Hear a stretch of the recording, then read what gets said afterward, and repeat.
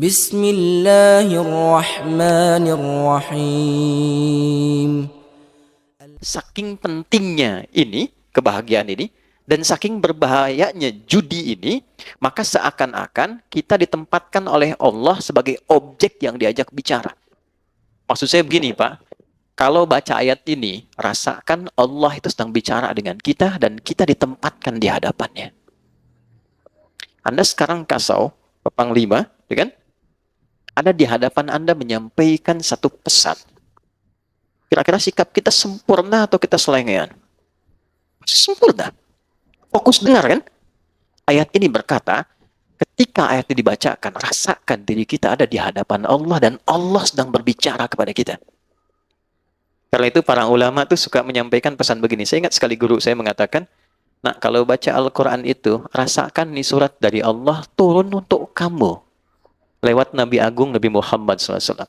Jadi enak Pak, saat baca Ad-Duha kita lagi sedih, rasanya ayatnya turun buat kita. Wad-Duha, demi kesuksesan dan kenyamanan yang kau rasakan seperti menerima cahaya duha. Wal-laili idza saja, atau sekarang engkau sedang punya masalah besar, merasa gelap seperti gelapnya malam. Ma wadda'aka rabbuka wa ma qala. Yakinkan pada hatimu yang paling dalam, aku tidak akan pernah meninggalkanmu dalam suasana engkau suka atau duka. Kalau ngaji kayak gitu, setiap ayat itu ada maknanya, Pak, Bu.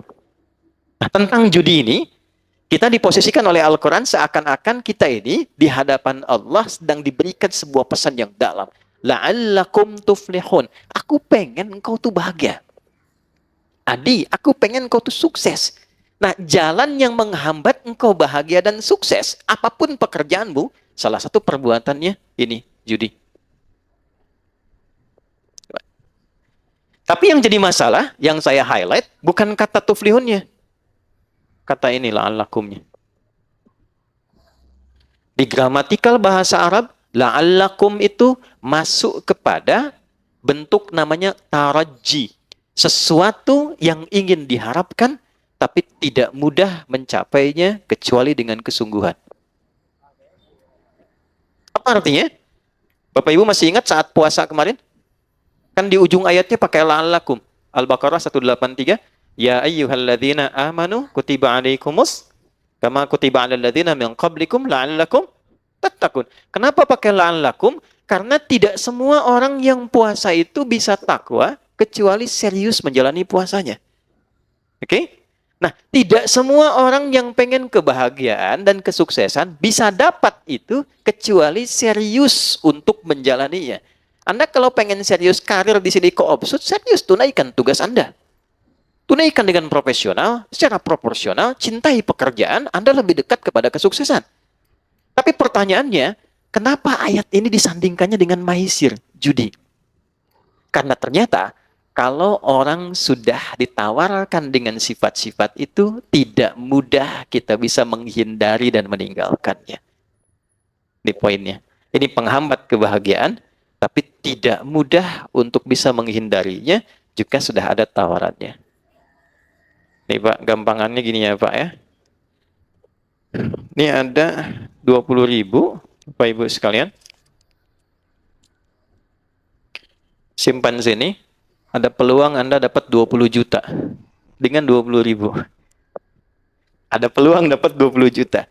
Kira-kira nih, kalau ada orang mengatakan demikian saat ini, Pak, Bapak simpan aja nih 20.000 Pak. Ada peluang, walaupun peluangnya 2/10. Dari 10 itu ada 2% Pak, ada di situ. Tapi mungkin Bapak yang dapat. Cuma 20.000 kok nggak ada apa-apanya.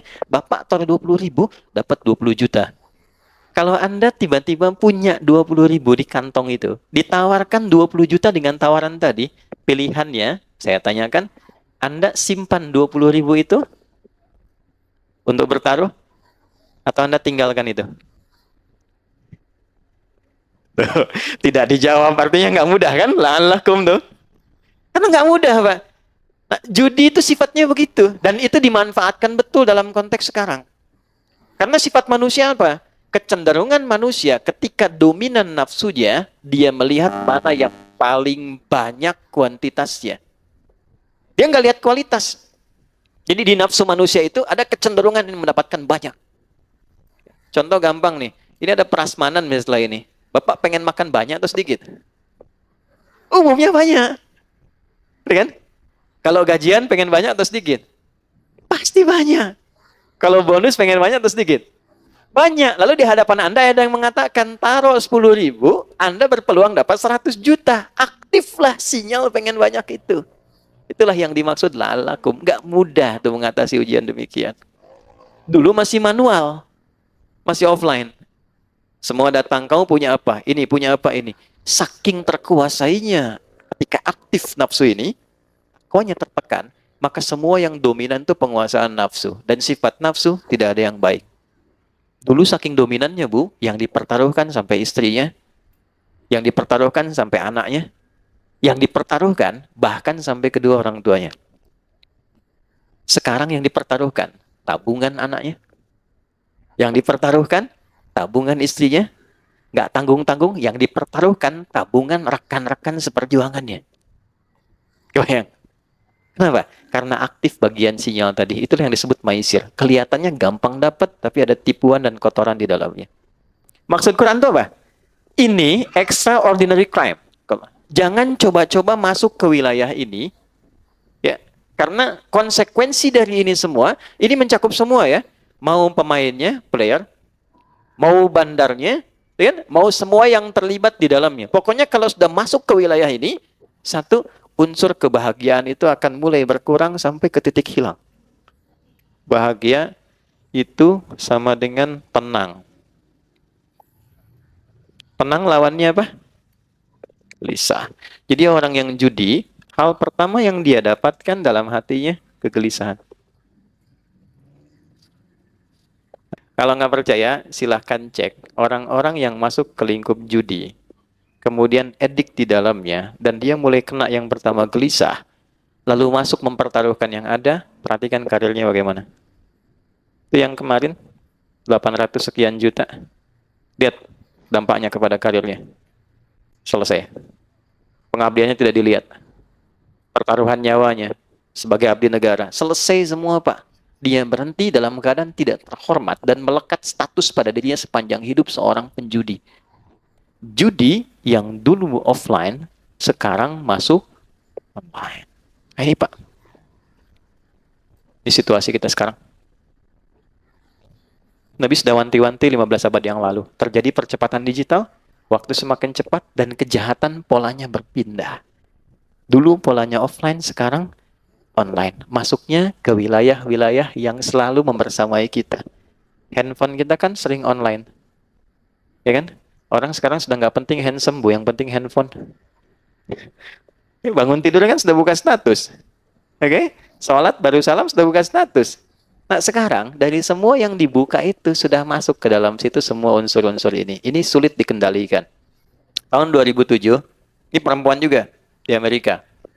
Ada seorang perempuan, dia menganalisis. Melihat setiap negara dengan bonus demografi tinggi. Kan? Dan tapi saking cerdasnya orang ini, cuma kecerdasannya ditempatkan pada sisi yang negatif. Saking cerdasnya, dia melihat negara yang di tempat itu judi tidak menjadi legal. Nggak dilegalkan, nggak dilokalisasi. Singapura, legal. Ada lokalisasinya. Oke? Macau jangan ditanya. Amerika punya Las Vegas. Malaysia punya Genting. Kan? Semua lokalisasi. Saya tanya, di Indonesia legal nggak? Hah? Tidak kan? Ilegal kan? Hukum positifnya kan nggak ada memperbolehkan. Jelas kalau pasal 303, ya kan? Hukumannya jelas dari 8 tahun sampai 10 tahun, kan? Walaupun di situ ada kalimat kecuali yang dibenarkan oleh hukum atau pemerintah. Tapi kan pemerintah kita tidak. Artinya apa? Dia dipandang ilegal. Dia tidak legal. Perhatikan baik-baik. Maka orang ini membuat sebuah sistem dan melihat bagaimana memanfaatkan bonus demografi di satu tempat yang judinya itu tidak memiliki legalitas, dan kecenderungan manfaat dan kecenderungan masyarakatnya itu senang dengan handphone. Dan dia temukan kesimpulan bagaimana membuat sebuah sistem judi yang polanya khusus masuk ke wilayah ini yang bisa dikendalikan dari jauh karena online. Jadi bikin dari luar, Pak. Bikinnya dari luar, tapi nanti pengguna-penggunanya IP-nya bisa ada di dalam.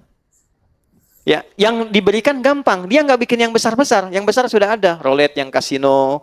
Ya, orang-orang ini mainnya nggak di tempat kayak gitu. Kalangan-kalangan yang tidak ke Las Vegas, tidak ke Macau dan sebagainya, difasilitasi pada satu bagian perangkat yang dia bawa dalam hidupnya terus. Masuk di kantong ya. Sholat bawa handphone, mau tidur sampingnya handphone, kamar mandi cek status simpen sebentar gitu. Nggak jauh dari itu. Maka dia masuk dengan sistem kecil, bukan sistem yang besar. Dan ini operator-operator yang mengambil dari sistem itu, dan seperti multi level marketing, kalau ngambil Anda bayar. Anda ngambil sistem saya, Anda bayar ke saya, store sekian dalam sebulan.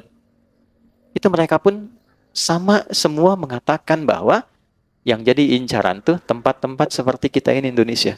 Makanya sekarang kalau Bapak lihat pergerakan dari para penjudi, mereka semua sepakat mengatakan itu pasar terbesar di dunia sekarang untuk bisa mereka rasakan kenikmatannya dalam judi online di Indonesia. Pak, yang disasar cuman 10.000, 5.000. Kelihatannya nggak banyak. Bikinkan slotnya, tuh, 2, 3, 4 slot. Maka kita apapun namanya, dia bikin dulu polanya semacam judi slot. Ya, Pak? Dikasih slot, tapi ditempatkan dalam bentuk pola seperti game. Anda beli, diatur gamenya, dikasih ID-nya, dikasih sekian durasinya, berapa Anda deposit di situ. Taruh dah 10.000, taruh 500.000, taruh 5.000, ya. Tapi yang ditampilkan apa? Dengan Anda menyimpan 5.000, peluang Anda mendapatkan 10 juta misalnya. Withdraw, WD.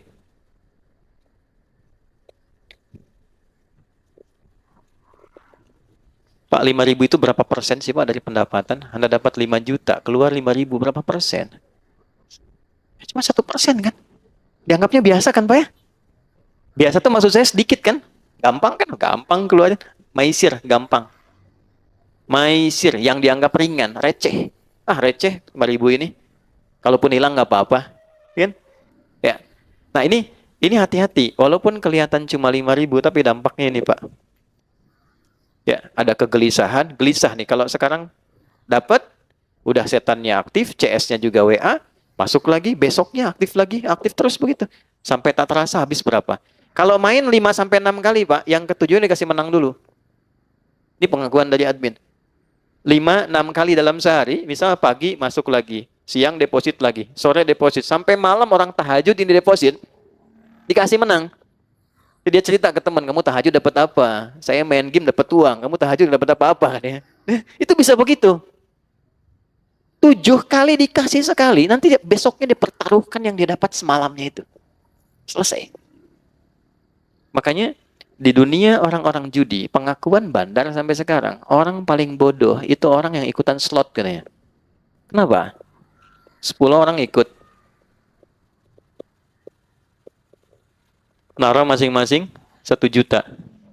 Misal. Jadi berapa?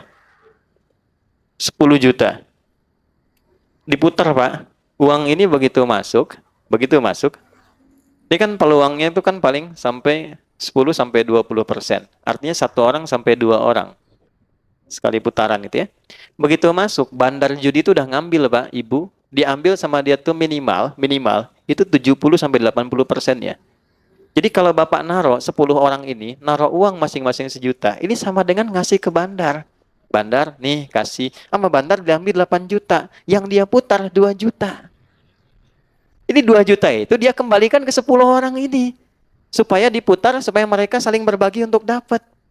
Dikasih harapan. Nanti kalau nggak dapat, naruh lagi aja. Siapa tahu Anda. Itu sama dengan kalau kita masih bisa berpikir, mana ada Pak, orang ngasih ke situ cuma buat dikasih, 10 masuk, kita suruh perebutin 2 juta. Itulah slot. Nggak ada satupun orang ikut judi itu bisa jadi kaya, itu mustahil. Karena judi itu bukan tempat sodakoh, Pak.